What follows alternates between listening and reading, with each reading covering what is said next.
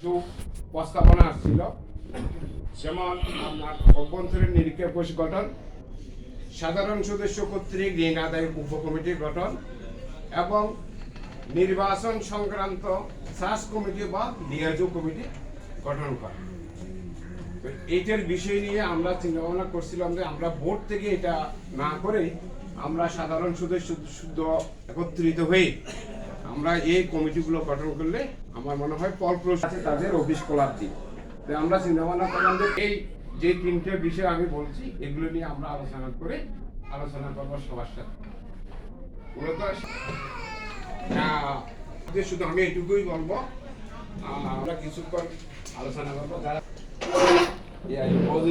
পরিচালনা করা।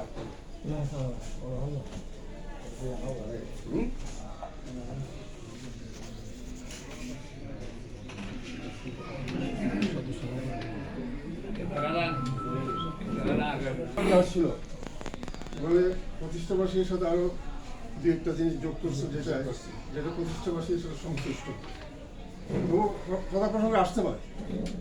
কারণ একটা ভালো মন্দ অবশ্যই থাকি, তো ভালোটা করার জন্য আমাদের কিন্তু পরামর্শ রাখতে পারে।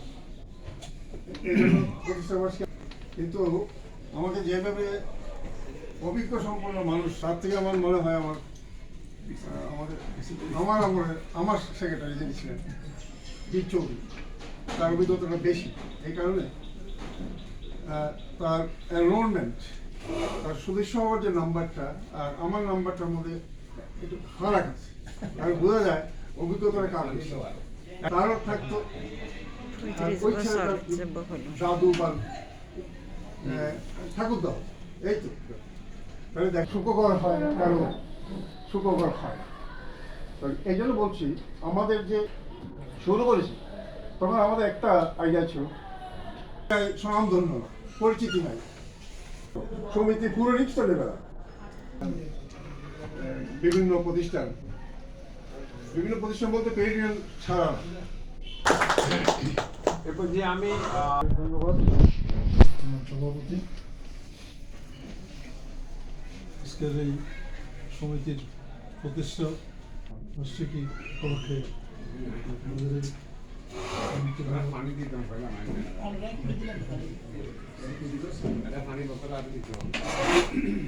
উপস্থিত যারা আছেন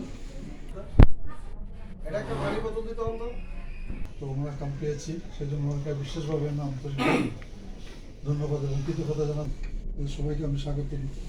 আসলে প্রতিষ্ঠা বার্ষিকী করতে পারছি না, সদস্য আছে তারা সেভাবে এখনো মানে কি বলা যায় শিক্ষিত হতে পারেনি, অর্থাৎ সমিতি অনুযায়ী মানে কোনো নিজেরা বুঝাইতে পারেনি, হয়তো আমাদের ব্যর্থতা, যার ফলে আমাদের প্রাক্তন সভাপতি বলে গেলেন 4000 সদস্য, 4000 সদস্যের মধ্যে যে উপস্থিতি এটা আসলে কোনটা মানানসই নয় আর কি।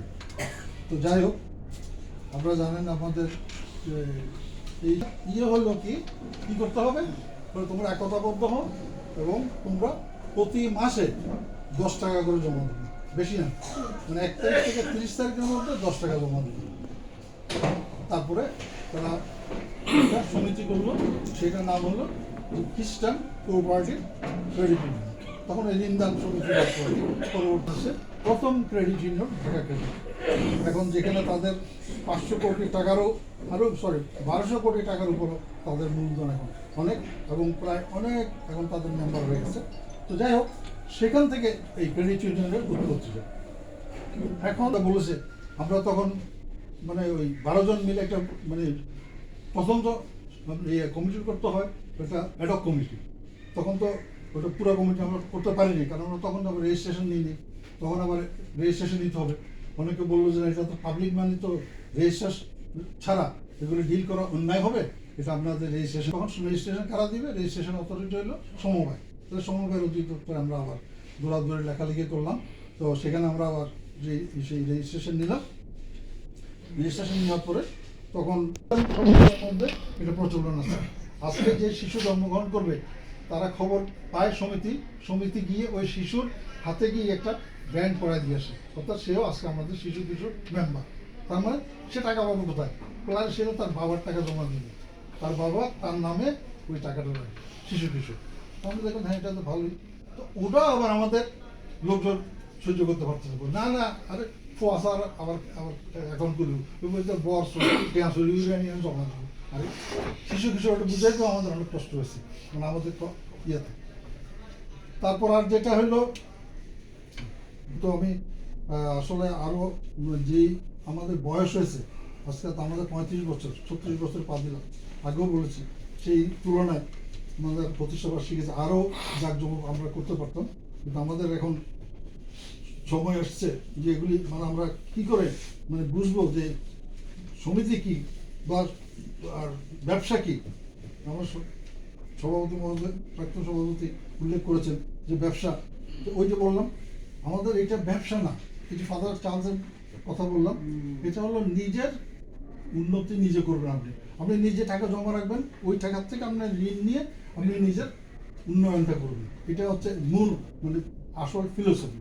আরেকটা আমি যেটা দেখেছি যে একজন আরেকজনের সাথে পরিচিত, আমাকে তো কেউ চিনত না, আমি যখন এখানে থাকবো, যখন এই সমিতি করেছি তখন সবাই চিনতেছে, তারপরে এখন আরো অনেকেই চিনতেছে, অনেক অনেকের সাথে পরিচিত হচ্ছে, কেউ জান আপনার সবার রক্ত বেচার টাকা আমার, তা আমি যে ঋণ নিয়ে নিলাম, ঋণের কিস্তি দিলাম না, ঋণ দিব না, এই মানসিকতা তো টাকাগুলো আমি মেরে খাই বলবো, এই মানসিকতা যদি আপনার থাকে তাহলে আপনি তো না, আপনার ফুট নাতি পর্যন্ত এটা ভোগ করতে হবে। কারণ এই টাকাগুলো কিন্তু রক্ত বেচা পয়সা টাকা, সবার সবার যত মেম্বার আছে আমাদের এই আজকে 48 কোটি টাকা হয়েছে, এগুলি কার? সব বড়ুয়াদের আমাদের। এবং এই টাকাগুলি কোনো ঘুষের টাকা না, কোনো ডোনেশন না, সব ওই 10 টাকা 10 টাকা হিসাব করে করে এর আজকে আমাদের 48,000 টাকা বা কোটি টাকা হয়েছে। তো আমরা আমাদের মানসিকতা এরকম কেন হবে যে আমি ঋণ নিলাম ফেরত দিব না? এটা তো মানসিকতা হওয়া উচিত না। তো সেই জন্য আমার খুব দুঃখ লাগে যে এখনকার কথাবার্তা যেগুলি শুনি, আমাদের আদর্শটা কী ছিল, আমাদের দর্শনটা কী ছিল? আমাদের দর্শন ছিল আমরা একজন আরেকজনকে উপকার করবো। অর্থাৎ আমার টাকাটাকে আমি ব্যাংকে কেন রাখবো? ব্যাংকে তো আমি টাকা রাখতেছি, আমার ওই টাকার ব্যাংকে লোন দিচ্ছে, ব্যাংকে মানুষকে লোন দিচ্ছে অন্য জাতিতে, কিন্তু আমার টাকা তো আমি এখানে রাখবো, আমি লোন দেবো কাকে? আমার জাতি ভাইকে, আমার আত্মীয় স্বজনকে লোন দেবো, তো তারা উপকৃত হোক, আমি এখানে রাখি। তো আমাকে কাল থেকে কয়েকবার বলছে, বলে আপনারা তো একটা কমিউনিটি, আপনাদের টাকা আপনাদের কাছে রাখেন, যারা ব্যাংকে রাখতে পারেন কেন ব্যাংকে রাখবেন? আর এখানে কত সহজ, আপনি যে কোনো দিতে পাচ্ছেন, কারণ যখন চাচ্ছেন আপনি তখনই তো উইথড্র করতে পারছেন, সঞ্চয়টা বলেন, ঋণটা বলেন। কিন্তু ব্যাংকে গেলে আপনি এজিএমে ডাকে কোনো দিন, ব্যাংকে সবার অ্যাকাউন্ট আছে, কেউ এই কোনো এজিএমে ব্যাংকে যেতে পারেছেন? কোনো প্রশ্ন করতে পারছেন? পারেন। প্রত্যেক সদস্যকে প্রত্যেকে আমাদের সম্মান করতে হবে, শ্রদ্ধা করতে হবে, এবং তাদেরকে বুঝাতে হবে। মানে এক একজন এক এক রকম, সবাই তো আমার মতো হবে না, সবাই আপনার মতো হবে না, আপনি আপনার মতো, কিন্তু সে তার মতো, তাকে সেভাবে আপনাকে বুঝাতে হবে এই সমিতির উপকারটা কী কী হয়। আপনার বই থাকলে আমরা আমাদের এখানে কারো কাছ থেকে টাকা চাইলে, ধার চাইলে